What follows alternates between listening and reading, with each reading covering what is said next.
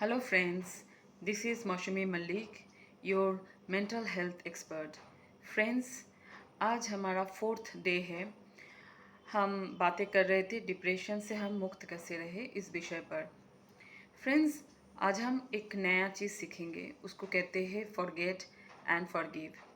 वास्तव में देखा जाए तो कोई भी चीज़ों को भूलना इतना आसान नहीं होता है, क्योंकि वो हमारे मेमोरी में स्टोर रहते हैं।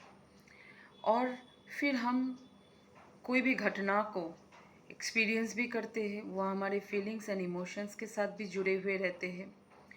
तो इसलिए कोई भी चीज़ों को इतना आसानी से भूल पाना हमारे लिए सहज नहीं होता है। और ख़ास करके अगर वो घटना ऐसा हो कि उसने मुझे दुख दिया था, परेशान किया था, काफ़ी समय से मैंने उस घटना को याद किया होगा।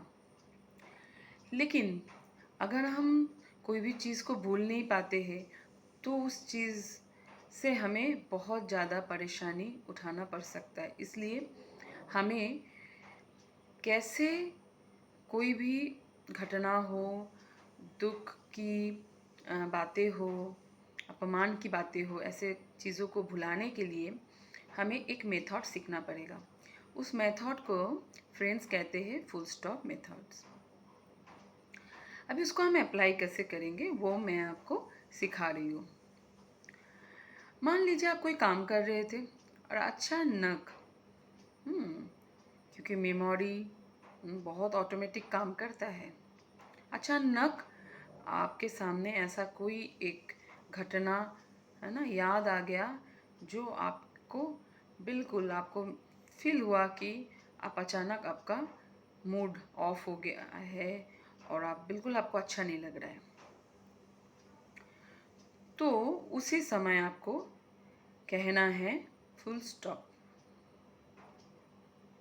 अभी वो मेमोरी रन करना प्रारंभ कर रही है, तो आपको उस समय बोलना है stop, now I am busy. तो फिर वो आपको पूछेगा कि फिर मैं बाद में आऊँ, तो आपको बोलना है no, I have no time for you. फिर आप देखना वो जो विचार आपके मन में उठ रहा था वो धीरे धीरे चला जाएगा। फिर मान लो आप कुछ टाइम के बाद 2-3 घंटे के बाद आप थोड़ा फ्री होते हो, मान लो आप बैठे हुए हो, थोड़ा एकांत में हो, साइलेंस का अनुभव कर रहे हो, और उसी समय फिर से कोई एक घटना, कोई एक दुख मेमोरी के रूप में आपके है ना विचारों में आना प्रारंभ होते हैं। उस समय फिर से आपको कहना है stop, don't disturb me, I am busy with someone. तो वो आपको पूछेगा, अब तो एकांत में बैठे हो, तो फिर आप कैसे बिजी हो सकते हो? तब आप उसको आंसर करना, मैं खुद के साथ बिजी हूँ, तुम जा सकते हो। तो आप देखना जब आप ऐसे ज़ोर से बोलोगे तो वो मेमोरी चला जाएगा, वो संकल्प चला जाएगा, वो विचार चला जाएगा। फिर रात के टाइम पे, क्योंकि उसका भी आदत है आपके साथ रहने का, वो भी आपको इतने आसानी से छोड़ेगा नहीं। फिर वो क्या करेगा, आपको कभी कभी होता है ना, रात में हम सो तो जाते हैं लेकिन नींद थोड़ा देरी से आता है, तो वो जो टाइम गैप, उसमें वो आपको ऐसा कहेगा, नॉक नॉक, क्या मैं आ सकती हूँ? तो आप उसको कहना कि कितने बार मैंने तुमको मना किया कि मत आओ, स्टॉप। तो वो आपको बोलेगा, अब तो अभी फ्री हो, अभी तो मैं आ ही सकता हूँ। तो आप उसको बोलना, नहीं मैं फ्री नहीं हूँ, मैं किसी के साथ बिज़ी हूँ, मुझे कोई दूसरा मिल गया है, तो वो आपको पूछेगा वो कौन है, दूसरा तो दिखाई नहीं दे रहा है। तो आप उसको बोलना कि मैं खुद के साथ बिजी हूँ, वो दूसरा भी मैं खुद ही हूँ। तुम्हारे कारण आज तक मैंने कभी भी अपने साथ समय व्यतीत नहीं किया।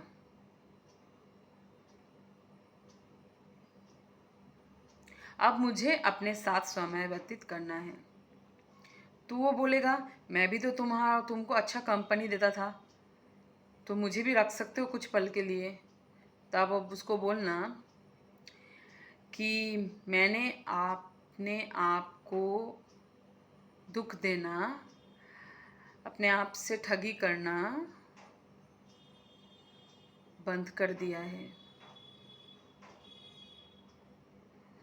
तुम्हारे लिए अभी मेरे दिल में कोई जगह नहीं है। तुम देखो, अपना रास्ता देख लो। मैंने अपने लिए अपनी खुशी को चुन लिया है। तो आप देखना कि वो चला जाएगा। तो ये जो मैं आपको सिखा रही हूँ ना, ये एक ऐसा वंडरफुल थिंग है फ्रेंड्स।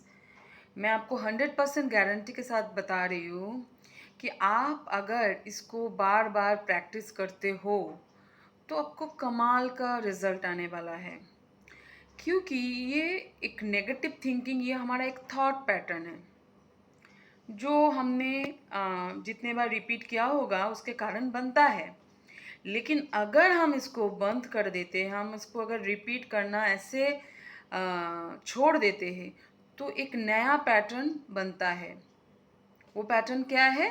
वो पैटर्न ये है जो जिस तरीके से मैं अपने आप को परिवर्तन करने की कोशिश कर रही हूँ, जैसे खुशी में रहना, अपने आप के साथ थोड़ा बातें करना, पॉजिटिव बातें करना, अपने आप को खुद को मोटिवेट करना। ठीक है, तो ये हो गया फॉरगेट। अभी एक दूसरा बहुत इंपॉर्टेंट चीज़ है, वो है फॉरगिव। अभी लोगों को जब मैं बोलती हूँ तो तब मुझे बहुत लोगों ने बोला कि दीदी आप फॉरगिव करने के लिए बोल रहे हो, लेकिन मैं कभी भी उस व्यक्ति को इसके लिए माफ़ नहीं कर सकता। मैं मेरे परिवार वाले कभी उस व्यक्ति को माफ़ नहीं कर सकते। तो कभी कभी ऐसे बातचीत हो जाते हैं तो बोलते हैं कि आपको पता नहीं उसने क्या किया है, उसने मुझे, मेरे परिवार को बहुत दुख दिया है, उसके कारण हमें अपमानित होना पड़ा, हमारे जीवन इधर उधर हो गया है ना, बहुत दुख हमने झेले इसके कारण। तो मैम ऐसे व्यक्ति को कैसे माफ़ करें? बात तो सत्य है, लेकिन उसके साथ और भी एक बात है, वो भी आपको समझना पड़ेगा। कोई भी व्यक्ति जिसने आपको दुख दिया होगा, क्या ऐसे व्यक्ति को आपको रोज याद करना अच्छा लगता होगा? मुझे तो नहीं लगता कि उसको याद करने में कोई मज़ा आता होगा। वो जब जब याद आएगा मुझे दुख ही होगा। लेकिन अगर हम दिलों में नफरत रखेंगे तो नफरत भी एक रिश्ता है। जैसे प्यार एक रिश्ता है, नफरत भी एक रिश्ता है। जैसे लोग बोलते कि प्यार में बहुत ताकत होती है, मैं कहती हूँ नफरत में भी बहुत ताकत होती है। तो वो नफरत एक ऐसा आग है ना, वो आपके सीने में जलता ही रहता है। जैसे मरने के बाद अग्नि में जलाया जाता है, लेकिन ये नफरत की आग ऐसी है कि आपको जीते जी जलाता रहेगा। इसलिए मैं कहती हूँ फ्रेंड, आप उसको इसलिए माफ़ मत करो कि उसको इससे कोई फ़ायदा है, आप अपने लिए उसको माफ़ करो। क्या आप चाहते हो आप जब तक जिएंगे उसके साथ, चाहे प्यार का हो चाहे नफरत का हो, लेकिन रिश्ता तो रिश्ता ही होता है ना? क्यों निभाना चाहते हो उसके साथ वो रिश्ता? क्या मिलेगा हमें उस रिश्ता को निभाने के। इसलिए ये रिश्ते को ख़त्म करना बुद्धिमानी है। आप अपने लिए उसको माफ़ करो फ्रेंड। मैं आपको कुछ बताना चाहती हूँ। एक एग्ज़ाम्पल है, जैसे जीसस को जब क्रॉस में चढ़ा रहे थे, तब उसको बहुत दर्द हो रहा था। लोग उसको मारने के लिए चढ़ा रहे थे, फिर भी जीसस ने कुछ कहा था। क्या? कि हे प्रभु, ये नहीं जानते ये क्या कर रहे हैं, इसलिए आप इनको माफ़ करना और मैं भी इनको माफ़ करता हूँ। ये चीज़ हमें कुछ सिखाता है। अगर हम किसी को माफ़ कर देते हैं ना, तो हमारे दिल से एक बर्डन उतर जाता है और हम ज़िंदगी भर के लिए उसके साथ एक रिश्ते को ख़त्म कर देते हैं। आप उस व्यक्ति को जान लिया ना, पहचान लिया ना, तो रिश्ते रखने का कोई मतलब नहीं। आप उसको दूरी बना के चलो, आप उसके साथ कभी भी बात ना करो, उसके विषय में भी बात ना मत करो, चलेगा, लेकिन उसको माफ़ कर दो।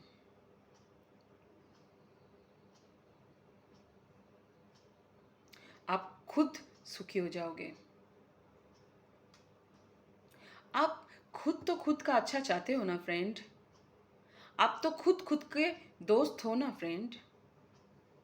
तो आप अपने आप से ये ठगी कभी भी नहीं करो।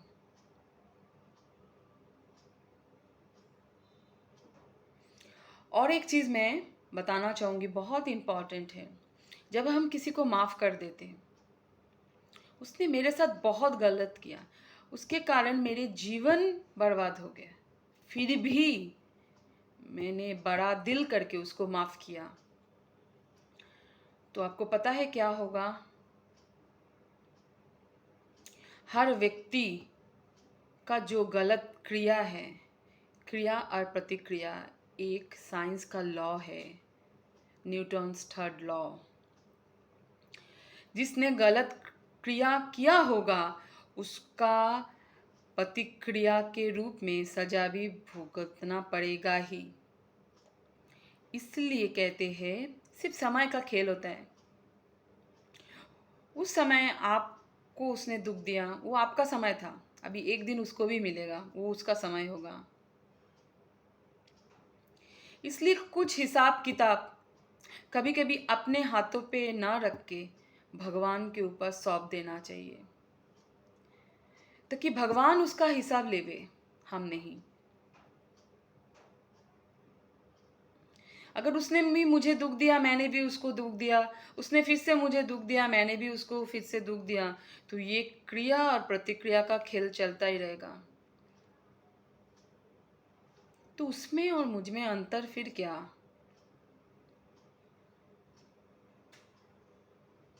इसीलिए इस चीज़ को समझिए और अपने आप को हमेशा हमेशा के लिए मुक्त कर दीजिए। ये एक बहुत अच्छा तरीका है। अगर कोई चाहते हैं कि वो ज़िंदगी भर के लिए डिप्रेशन जैसी एक बहुत बुरी बीमारी है, उससे मुक्त रहे, तो फ्रेंड्स ये दो चीज़ आपको सीखना भी है, करना भी है। और एक चीज़ आपको करना है, वो एज ए होमवर्क मैं आपको दे रही हूँ, वो है एक 2 लेटर लिखना है। एक लेटर जो आपने आप को लिखना है। क्यों मैं बता रही हूँ? बहुत समय ऐसा भी होता है फ्रेंड्स कि हम कभी कभी खुद भी खुद से नाराज़ होते हैं। क्यों? मान लो बचपन में या तो टीनेज में, जब हम बहुत यंग होते हैं, जब हमारे पास अनुभव की कमी होती है, तब हमसे कोई गलती हो सकता है, और उस गलती को सोच सोच के हम अपने आप को कभी भी माफ़ नहीं कर पाते। लेकिन फ्रेंड्स ज़रा सोचिए, जब आपने वो गलती किया था, तब आप कोई और व्यक्ति थे और आज आप कोई और व्यक्ति है। कैसे? आप पूछेंगे कैसे? वो ऐसे कि तब आप में वो समझ की कमी थी, आज आप में वो समझ है। तो अंतर है ना? अगर वही चीज़ आज आपके सामने आएगा तो आप नहीं करोगे। तो क्यों आप खुद को माफ़ नहीं करते हो फ्रेंड? माफ़ कर दो। अपने आप को माफ़ कर दो और अलविदा कह दो नफ़रत को अपने जीवन से, पुरानी बातों को। और एक लेटर आप भगवान को लिखो। अगर आप समझते हो कि आपसे कोई भूल हुआ था, तो अपने आप को भी माफ़ करो और भगवान से माफ़ी मांग लो। क्योंकि हम में से सभी जानते हैं, हमसे जब कोई गलती होता है, हम भगवान के सामने माफ़ी मांगते हैं, बड़ों के सामने माफ़ी मांगते हैं, हमारे गुरु शिक्षक के सामने माफ़ी मांगते हैं। उससे हम हल्के हो जाते हैं। तो फ्रेंड्स, मुझे संपूर्ण विश्वास है कि आप मेरे बातों को बहुत अच्छे से समझेंगे और ये चीज़ों को ज़रूर करेंगे और अपने आप को एक मौका ज़रूर देंगे, ताकि आपका जीवन बहुत खुशियों से भरपूर हो। बिल्कुल कोई बोझ नहीं है, एक हल्कापन। ठीक है, आज के लिए इतना ही। कल फिर से मिलते हैं कुछ सॉल्यूशन के साथ। तब तक मुस्कुराते रहिए। Have a good day. Thank you so much friends, और please subscribe my channel and also like and share.